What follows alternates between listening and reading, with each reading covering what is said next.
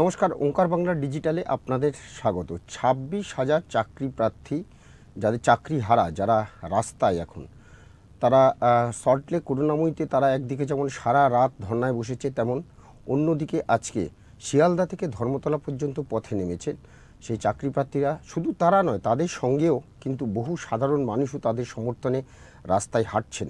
সে চিত্র আমরা সারাদিন ধরে দেখতে পেয়েছি।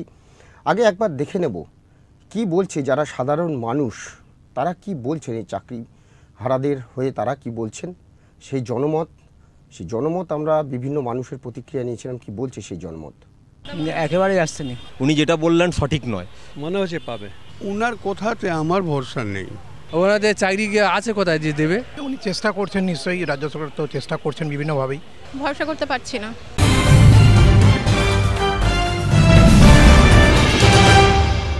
রাজ্যে 26,000 চাকরি বাতিলের পর গতকাল মুখ্যমন্ত্রী মমতা বন্দ্যোপাধ্যায় নেতাজি ইন্ডোর স্টেডিয়ামে চাকরিহারাদের সাথে বৈঠক করেন।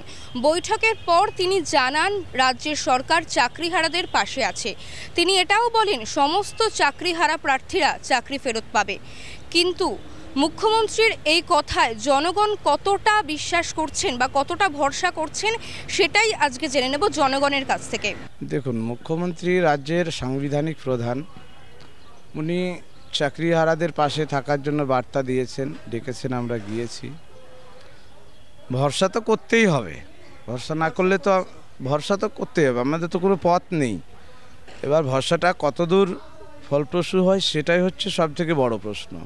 একেবারেই আসছে না, এরকম তো বলেইছে, তো আগেই বলেছিল না চাকরি যাবে না 21শে জুলাইয়ের মঞ্চ থেকে, তো ওরকমই বলে। ও কথার কোনো ঠিকঠাক আছে নাকি? না, চাকরি দেখুন, চাকরি যারা যোগ্য তাদের তো অবশ্যই তাদের বক্তব্যটা উনি যেটা বললেন সঠিক নয়। ওনার বক্তব্য যেটা ধোঁয়াশা, মানে আমরা তো ধোঁয়াশার মধ্যেই থেকে গেলাম। বাস্তবিক যোগ্যদের তো দেওয়ার দরকার, এবং উনি যোগ্য অযোগ্য গুলিয়ে দিলেন, এবং এখনও পর্যন্ত উনি ক্লিয়ার করতে পারলেন না। আমরা জানি না আগামী দিনে কি রয়েছে আমাদের। মনে হচ্ছে পাবে, যেইভাবে ওরা কাজ করছে, পাবলিক জন্য তো কাজ করছে, ওরা নিশ্চয়ই পাওয়া উচিত। একটা সুপ্রিম কোর্টকে যা আছে, যা নির্ণয় দিয়েছে, ফেসলা করেছে, সেটা উপরে বিচার করা উচিত। এমনি তো ন্যায়ালয়ের উপর কিছু বলা যায় না, কিন্তু ওরা করা উচিত। সবাইকে তো চাকরি চলে গেছে, সবাইকে যদি বাল বাচ্চা আছে, সবাইকে তো কি খাবে কি না খাবে, কত পেশেন্ট হয়ে গেছে, হ্যাঁ, এটা দেখা উচিত। আমার তো মনে হয় না, কারণ যেখানে সুপ্রিম কোর্ট রায় দিয়েছে সেখানে উনি কি করে একা সেই মতামত দিতে পারেন? তাহলে কোর্টকে অবমাননা করা হয়। এই কারণে ওনার কথা রাখতে পারবেন বলে আমার মনে হয় না। আমি তো আস্থা রাখতে পারি না, কারণ ওনারই ছিল যে সমস্ত তথ্য খুঁটিনাটি উনি দেখিয়ে বিষয়টাকে আগে বাড়ানো, কিন্তু উনি ওনার তরফ থেকে একটু গাফিলতি মনে হয় আমার হয়েছে। উনার কথাতে আমার ভরসা নেই। এর আগেও দেখেছি, ওখানেও দেখছি, উনার কথাতে আমার ভরসা নেই, একদম আমার ভরসা নেই। দেখেছি অনেক উনি কথাও বলেছেন, মন্ত্রী হবার আগে অনেক কিছু প্রতিশ্রুতি দিয়েছেন, একটাও কার্যকারী হয়নি। ওই জায়গা থেকে আমি বলছি আমার উনার উপরে ভরসা নেই। ওনার তো কথা যা বলে কাজে তাই করে না, তো কি হবে? ওনাদের চাকরি আছে কোথায় যে দেবে? 26,000 চাকরি। আগে তো বলেছিলেন যে এক্সট্রা কত হাজার চাকরি হচ্ছে গিয়ে আমার রেডি আছে, তা আগে দিয়ে বলুক তো, তবে না কাজের কথা মিলবে। না, ও কোনো ভরসা নেই, একদম কোনো ভরসা নেই। উনি চেষ্টা করছেন, নিশ্চয়ই রাজ্য সরকার তো চেষ্টা করছেন বিভিন্নভাবেই। তো দেখা যাক, তাদের যোগ্য যাদের তা তো ফেরত পাওয়া উচিত অ্যাটলিস্ট। তো আশা করা যায়, চেষ্টা যখন করছেন মুখ্যমন্ত্রী নিজে, তো কিছু আশা করা যায় আর কি। কারণ উনি পশ্চিমবঙ্গের মানুষদের জন্য তো লড়াই করছেন, তো আশা করা যাচ্ছে কিছু একটা ব্যবস্থা করবেন। ভরসা করতে পারছি না। এর আগেও তো প্রতিশ্রুতি দিয়েছেন, সেই প্রতিশ্রুতি তো কখনোই ফুলফিল হয়নি। 2019-এ তো উনি মঞ্চে এসেছিলেন, ধর্মতলায় আমরা অনশন মঞ্চে ছিলাম, তো সেই ক্ষেত্রেও তো আজ অবধি এখনও ফুলফিল হয়নি। ওই প্রতিশ্রুতির বন্যা আমরা একাধিকবার অনেকবারই পেয়েছি, কিন্তু আমরা তো প্রতিশ্রুতি চাই না, আমরা ফলশ্রুতিটা চাই, সেটা এখনও পাইনি। আমরা জেনে নিলাম জনগণের মতামত। জনগণের মতামত জেনে এটুকুই বোঝা গেল মুখ্যমন্ত্রীর কথায় কেউই ভরসা করছেন না। তারা সকলেই বলছেন মুখ্যমন্ত্রী এর আগেও অনেক প্রতিশ্রুতি দিয়েছিলেন, কিন্তু তার ফলশ্রুতি হয়নি। সেই কারণেই মুখ্যমন্ত্রীর কথায় কেউ ভরসা করছেন না। ক্যামেরায় রবি দত্তের সাথে সুপর্ণা নন্দী, ওঙ্কার বাংলা। শুনলেন সাধারণ মানুষের প্রতিক্রিয়া। তারা কিন্তু চাকরিহারাদের পক্ষেই, মুখ্যমন্ত্রী প্রতিশ্রুতি দিয়েছেন, বলেছেন কারুর চাকরি যাবে না, কিন্তু প্রতিশ্রুতিতে কি হবে? ললিপপ বলছেন সবাই। কেন এসএসসি যোগ্য অযোগ্যদের তালিকা দেবে না? এটা নিয়ে সারা রাত এসএসসি ভবনের সামনে সেখানে অনশন করেছেন, তারা ধর্ণা দিয়েছেন সারা রাত ধরে। সেখানে বিভিন্ন নেতা নেত্রীরা সেখানে গেছেন। একবার দেখে নেব সেই চিত্রটা। ভুলে যান আমি আমার রাজনীতি ভুলে রাজনীতি ঢুকতে দেবেন না। রাজনীতির কোনো লোককে এখানে ঢুকতে যে আসবে তাকে রাজনৈতিক পরিচয়ের বাইরে যদি সে আসে তাকে মেনে নেবে। জোড়া মামলা হয়েছে, যারা লাথি খেলেন পুলিশের, যারা মার খেলেন, যে শিক্ষকদের চাকরি যারা চুরি করলো, অবিরত নাটক করে চলেছে এই সরকার। মানুষের মনে একটা বড় প্রশ্ন এসছে যে নেতাজি ইন্ডোরে যখন মমতা বন্দ্যোপাধ্যায় মুখ্যমন্ত্রী সেজে তিনি যোগ্য চাকরিহারা যারা তাদের নিয়ে মিটিং করলেন, তো তার মানে সেই দিনই তো লিস্টটা প্রকাশ করে দিতে পারতেন, যারা এসেছে তারা যোগ্য আর যারা আসেনি তারা অযোগ্য। সেই লিস্টটা তিনি প্রকাশ করে দিলেন না। যখন গোল্ড মেডেলিস্টের আমি খবর দেখলাম, তো সে তো আজকে নতুন করে গোল্ড মেডেলিস্ট হয়নি, তার তো সারা জীবনে ভালো রেজাল্টের তার কাছে প্রমাণ আছে। তো উনি আন্দোলন করে বলছেন আমরা কেউ নতুন চাকরিতে কাউকে বসতে হবে না। আরে ভাই, বসতে হবে না, সেটার তো একটা উত্তর, আপনাকে সলিউশন বার করতে হবে। ভ্রান্ত ধারণা। আমি শুধু রাজনীতি কেন করবো? আমি তো নিয়ে এসেছিলাম, কালকে যেতে তো প্রস্তুত ছিলাম, অনেক রাত অব্দি জেগে সিডিটা তৈরিও করেছিলাম, কিন্তু যখন দেখলাম যে নিরীহ শিক্ষকদের উপর পুলিশ লাঠি চালাচ্ছে, শুধু না লাঠি মারছে, তখন আর যাওয়ার কোনো প্রশ্ন ওঠে না।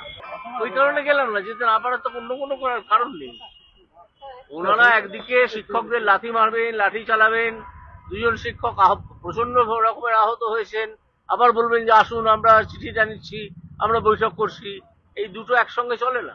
দেখলেন সেখানে গেছিলেন রুদ্রনীল ঘোষ, অভিজিৎ গাঙ্গুলি, রূপা গাঙ্গুলি সহ আরও অনেকে সেখানে গেছিলেন, তারা তাদের প্রতিক্রিয়া জানিয়েছেন। কিন্তু কথা তো একটাই, দাবি তো একটাই, যে ছাড়ারা চাকরি ফিরে পাবেন কি?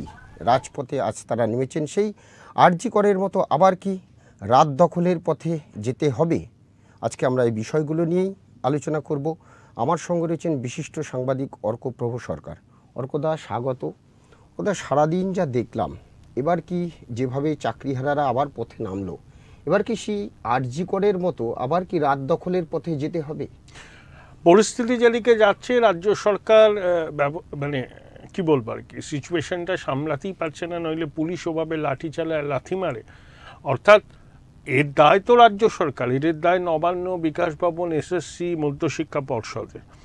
এখন নিজেরা গন্ডগোল করেছে, তৃণমূলের ছোট বড় মাঝারি কুচো নেতারা টাকা তুলেছে দালালদের মাধ্যমে, প্যানেল বাতিল হয়ে গেছে, নিজেদের দায় তো এড়াতে পারে না। এখন মমতা বন্দ্যোপাধ্যায়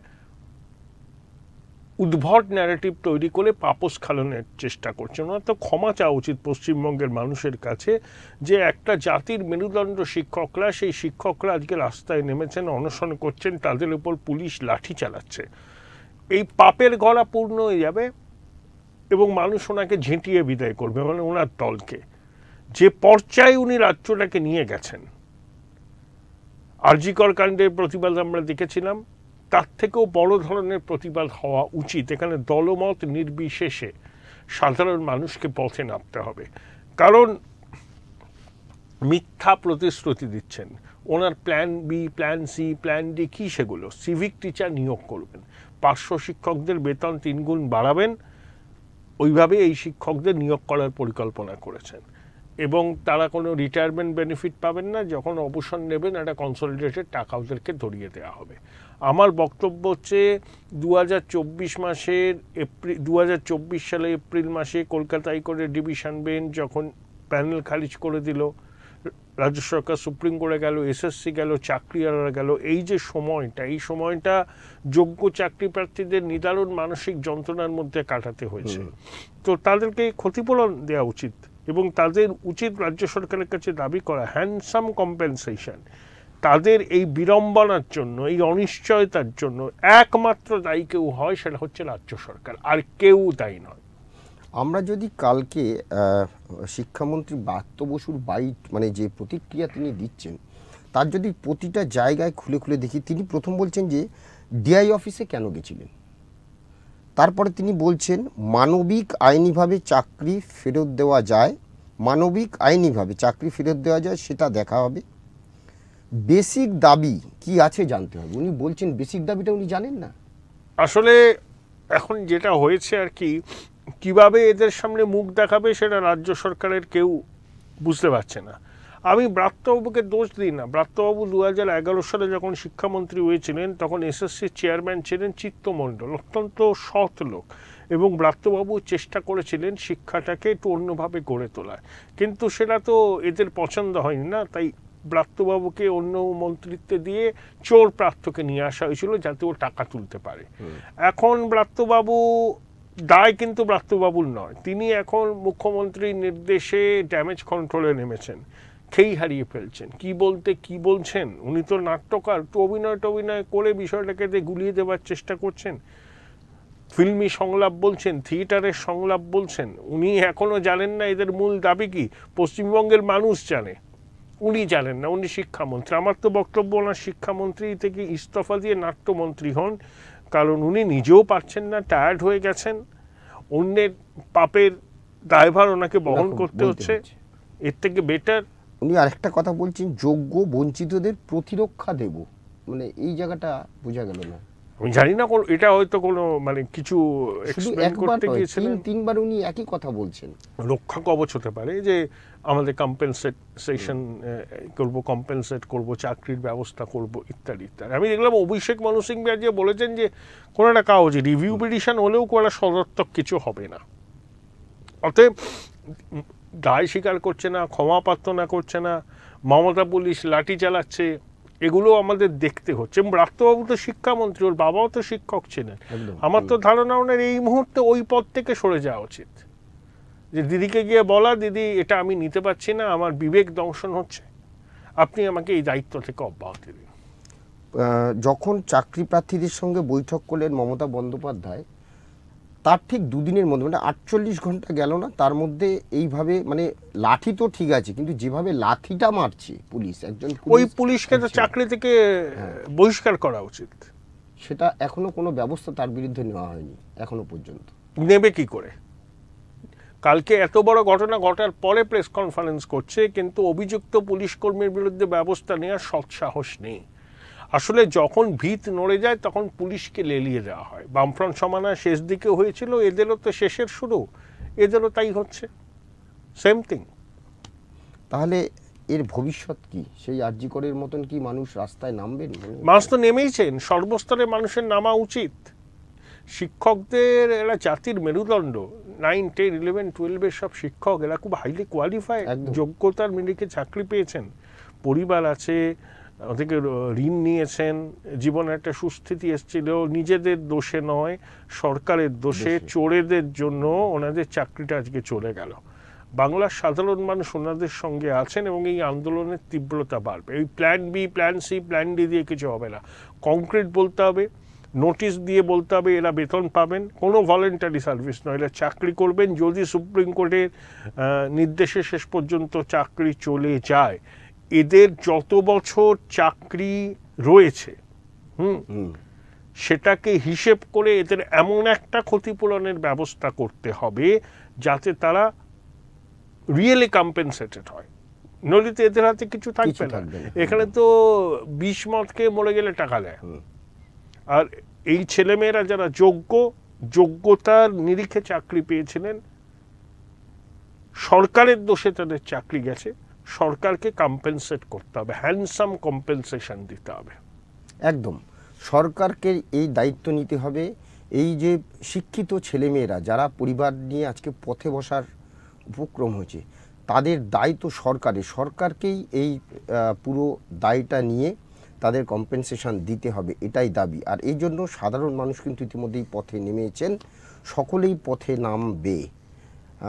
নমস্কার, আপাতত আমাদের আলোচনা এখানে। ধন্যবাদ অর্কদা, ধন্যবাদ আপনাদের, সবাই ভালো থাকবেন, নমস্কার।